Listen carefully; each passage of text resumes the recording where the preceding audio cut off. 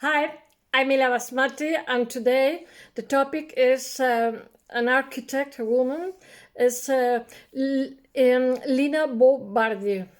Very interesting. Sometimes I look for how many page has an Italian woman, and then Taschen, and then 4 page. Oh, very interesting. This is his own home. Nowadays his foundation. And this is an sport, giant sport of the old factory that he changed, not too much. Well, I'm going to talk about.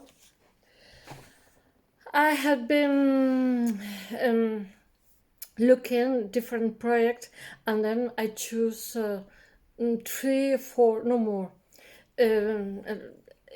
She was born in 1914 and died in 1992. She lived about more or less 78 year. Sorry. She studied in Rome. She's the first woman in Rome that studied architecture. That is a profession for men, not for women in this time. Nowadays it's different. Well, when she graduated in 1914, during his study he drew for the architectural firm of her teacher, Marcello Piacentini. Marcello Piacentini, the other day I had been talking about when I explained Giuseppe Terragni. I talk about Marcello Piacentini, that in this time he fight against each other for obtain the project of institutional project. Sorry, but my English is improved, but nowadays so. Well, she then worked for Gio Ponti in Milan. Gio Ponti, I have been talking about his architecture. Is very, very interesting. This is Gio Ponti in Caracas. She worked in a editorial staff of the magazine Domus, and also because she's a designer, architecture, artist, a lot of things, and also helped to organize the Triennale. In 1914, together with Cario Pagani, he opened an architectural practice in Milan. An atelier. 1946, Bobardi it was Lina no Atelina, but always she write Lina Bobardi. 1946, emigrated to South America, and then she began to be herself. Meet Oscar Niemeyer, Lucio Costa, and other representatives of modern architecture.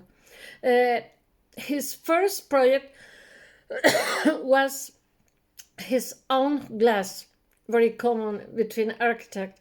Her own glass house in the Morumbi district of Sao Paulo. So incredible. Nowadays is his foundation, her foundation. Morumbi, district of Sao Paulo, 1915-1951. The living room of this house, situated of slope floats, slender pillars, overlooking the garden, and the garden is a jungle, and he's exposed to views behind a glass facade. However, the resident also offered private space hidden behind the coyer behind the coya. Here at the beginning, living in Rio de Janeiro, and after other city that is very famous, and after at the end in Sao Paulo. I forgot. Well, the Sao Paulo Museum of Art, 1957-1968, follows a dual conception.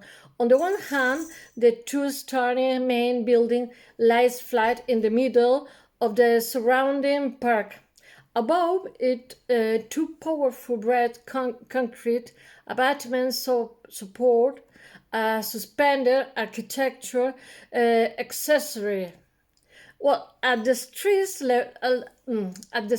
level, there is a free public area. This radical solution is intended to preserve the visual axis along the park, at least from a formal point of view. From the Commission to plan a leisure and sports center of the site, the SESC is an acronym, SESC, Factory in Pompeii, Sao Paulo. In my blog, I explain this with perhaps 50 or 100 photos. My hand at the end of the day is exhausted of to push the computer.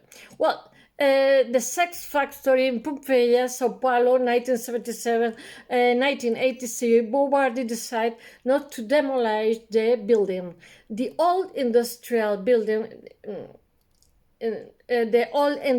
building were remodeled and completely with new construction. The Shen today has been good. Here you are. It's incredible.